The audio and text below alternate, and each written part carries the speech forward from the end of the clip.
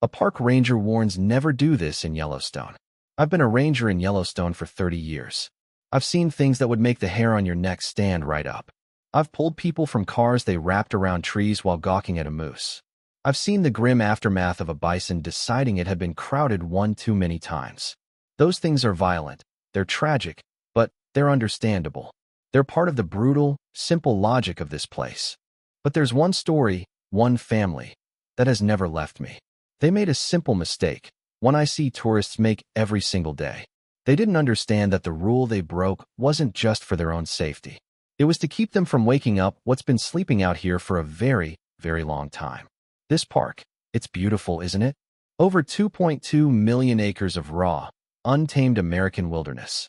Millions of people come here every year to see it. They come for the geysers, for Old Faithful's punctuation mark against the sky. They come for the prismatic springs that look like a painter's palette, for the canyon that plunges 1,000 feet, and for the chance to see a grizzly amble across a distant meadow. They see the pictures, they watch the documentaries, and they think they get it. But they don't. What they see is a theme park designed by God, a string of stunning photo ops connected by asphalt. What they don't see, what they can't see, is the truth. This is not a park. This is a frontier. And frontiers have teeth. In my 3 decades wearing this flat hat, I've learned that the most dangerous thing in Yellowstone isn't the bears. It's not the bison, which can run 3 times faster than you and flip a small car if they feel like it. It's not even the ground itself, a thin, fragile crust separating you from water hot enough to dissolve a body overnight. No, the most dangerous thing in this park is the assumption that the rules are for other people. Every ranger has a list of them. The tourist mistakes we see so often, they become a grim, predictable pattern. People getting out of their cars in a bison jam. Folks trying to get a selfie just a little closer to an elk, ignoring its 8-point antlers and short temper. We have a saying we repeat until we're hoarse. Give them room. Use your zoom. We tell people to stay 100 yards from bears and wolves and 25 yards from bison and elk. That's not a suggestion. It's a survival tactic. But people see an animal through their phone screen, and that screen creates a sense of safety that isn't real. They forget the animal isn't a video. It's a wild, unpredictable force. And then there's the other rule. The one people break not for a photo, but for a feeling. The feeling of discovery. It's the simplest rule in the book, posted on countless signs. Stay on the boardwalk. It's a simple directive. The reasoning seems obvious. You leave the path, you risk plunging through the delicate crust into boiling, acidic water. People have died that way. Horribly. We've sent people to jail for it. Not to be cruel, but because the consequences are that dire. But the danger you can see is only half the story. The boardwalks, the trails, they're more than just a safety measure. They're a pact. An agreement with the wilderness that we'll walk through as guests, sticking to the corridors, and in return, the park will tolerate us. Most people honor that pact, but some see a faint trail leading off into the trees and think, adventure. They step over the line. And there's one story we rangers tell each other, a cautionary tale to remind us what's at stake.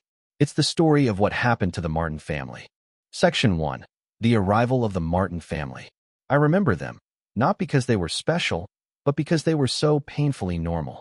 The kind of family you see every single day between June and August. They pulled into the park in a silver minivan, a little dusty from the road, with license plates from somewhere flat and green in the Midwest. The father, a man I'll call David, was in his early 40s, with that soft, suburban confidence. He wore a brand new photographer's vest and carried a camera with a lens as long as my forearm. He was the captain of this expedition, here to capture the definitive Martin family vacation photos. His wife, Sarah, was more reserved. She had that kind, tired smile of a mother who's been planning a family trip for months. She was the one armed with sunscreen and snacks, the one who actually read the safety pamphlets, her brow furrowing as she glanced from the warnings about bears to her 2 children in the back seat. Lily was the older one, maybe 12, at that age where everything is either intensely fascinating or profoundly boring. She had her face in a book about park geology, but her eyes kept flicking up to the massive lodgepole pines closing in around them. And then there was Leo, 8 years old and a bundle of pure energy, bouncing in his seat and pointing out every rock that looked like an animal. He wore a bright red baseball cap, a beacon of childhood joy. I first saw them at the West Thumb Geyser Basin. It was a perfect afternoon. The crowds were thick on the boardwalk that snaked around the edge of Yellowstone Lake. I was on my usual patrol, keeping an eye out for anyone getting too comfortable. You develop an eye for it. David Martin was one of those. He'd crouch down, lean over the railing, trying to frame the perfect shot without other tourists in it, his sighs getting louder. He was treating the park like an uncooperative backdrop. Sarah would gently touch his arm, a silent plea to just enjoy the moment. He'd nod, stand up, then 5 minutes later he'd be leaning over the rail again. I didn't think much of it. It was a dynamic I'd seen 1,000 times. They finished the loop, bought ice cream, and drove off toward Old Faithful. Just another silver minivan in a long line, another family ticking off their Yellowstone bucket list. I didn't know I was the last ranger who would ever see them. I didn't know that in just a few hours, David's hunt for that perfect, unobstructed photo would lead them all down a path with no return. Section 2. The simple rule, the first mistake. The next time I heard about them was a crackle on the radio, a day later.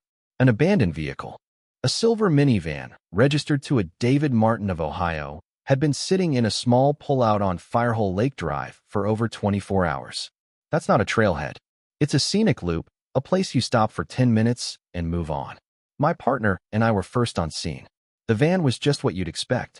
A crushed map on the dash, empty water bottles, snack wrappers. 2 booster seats in the back. And in the rear, a bag of souvenirs, a cartoon bear t-shirt, a polished rock, a small stuffed bison.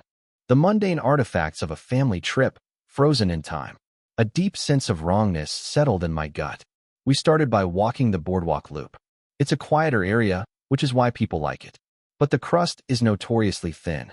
There are sections with no railings, just a few feet of dark wood separating you from boiling water. It's here that the rule is most important. Stay on the boardwalk. The signs are everywhere, showing a stick figure falling through the ground into steam. To step off the path isn't just illegal, it's flirting with suicide. In 2016, a young man wandered off the path in Norris Geyser Basin, fell into a hot spring, and simply dissolved. That's the reality those signs are trying to tell you. My eyes weren't on the geysers. They were on the ground next to the path. And then I saw it. Just past Great Fountain Geyser are smaller, unnamed hot springs. To get to them, you have to leave the trail. And someone had. Footprints in the soft, chalky soil. A man's heavy hiking boot, a woman's lighter tread, and 2 sets of kids' sneakers. They led from the edge of the boardwalk, maybe 20 feet, to the rim of a jewel-like pool. I could picture it perfectly. David, with his expensive camera, frustrated by the boardwalk. He sees that shimmering pool. The perfect shot. Unspoiled. He says, "Come on, it's just for a second." The ground looks solid. Sarah hesitates. "David, I don't know." But he's already over the line, calling the kids. "Lily, Leo, come stand by the pretty blue water." They had broken the first rule. The most important rule. I followed the tracks with my eyes. They reached the edge of the pool. I imagine they got their picture. I imagine David felt a thrill of victory, of capturing something the other tourists were too timid to get. But the tracks didn't lead back to the boardwalk. From the edge of that steaming pool, they continued. They led away from the thermal basin, away from the road, straight toward a dense, dark wall of lodgepole pine. At the edge of the woods, the footprints merged with a faint line in the dirt. An animal trail, and they had followed it. Section 3, the unseen path. That animal trail. I've seen hundreds. They're the park's secret highways, etched by centuries of bison, elk, and predators. They are not for us. They don't lead to scenic overlooks. They lead into the heart of the wilderness, a place with a different set of rules. To David, that trail must have seemed like an invitation, a secret path for a real Yellowstone experience. He'd gotten away with breaking the first rule. This probably emboldened him. "Let's just see where it goes." I can hear him saying, "It'll be an adventure." Sarah would have been worried. No water, no bear spray, no real map. But David, high on his small victory, would have waved it away. "We won't go far. We can see the steam from the geysers. We can't get lost." That's the second mistake. Underestimating the scale of this place. In Yellowstone, distance is a liar. The air is so clear, a mountain that looks a mile away might be 10. And once you step under the canopy of those lodgepole pines, the world changes. The sun vanishes. The temperature drops. And the sound of the world, the traffic, the people, the hissing geysers, is swallowed by the trees. You are suddenly, profoundly alone. We began the search, following the tracks. 10 feet into the woods, we found the first piece of evidence, a lens cap from a high-end camera. Dropped. Forgotten. The trail was sporadic, fading in and out. They were moving deeper, straight away from the road. As we pushed on, the woods grew thicker, darker. And there was a stillness that was unnatural. Usually, these woods are alive with the chatter of squirrels and the call of birds. But here, nothing. An unnaturally quiet forest often means a large predator is near. The kind of predator that makes everything else fall silent and hold its breath. We found the second piece of evidence 2 miles in. It was Lily's geology book, lying face down on the ground. It wasn't dropped. It was placed. I pictured her, the adventure fading, fear growing. Maybe this was when the argument started. But David, I suspect, was too proud to admit he'd gotten his family lost.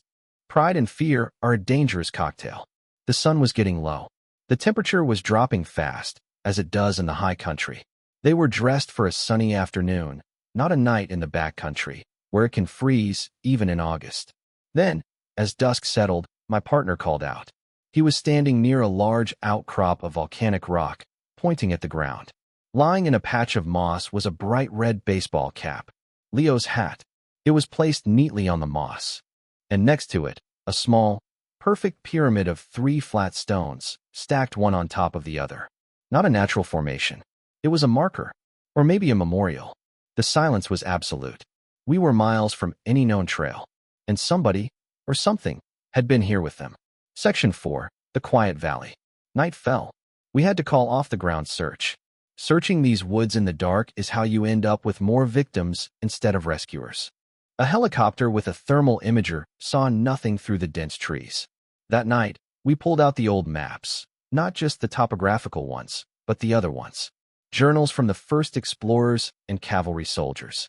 Stories passed down from the tribes who lived here for centuries. There were myths that early park officials dismissed as superstition. But when you've spent enough time out here, you learn every superstition has a root in a forgotten truth. The area where the martens vanished was a blank spot on our maps. No trails, no campsites. But one old tribal map gave it a name that loosely translated to the Quiet Valley. The story said it was a place you walked around, not through. At dawn, we were back at the rock outcropping. The little stone pyramid was untouched. We fanned out.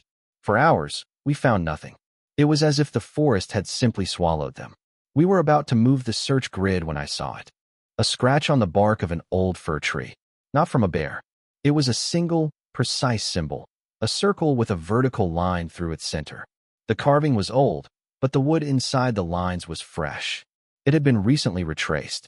My blood ran cold. I'd seen it once before, in a dusty book about pre-tribal petroglyphs. Its meaning was lost, but it was associated with a boundary. A ward.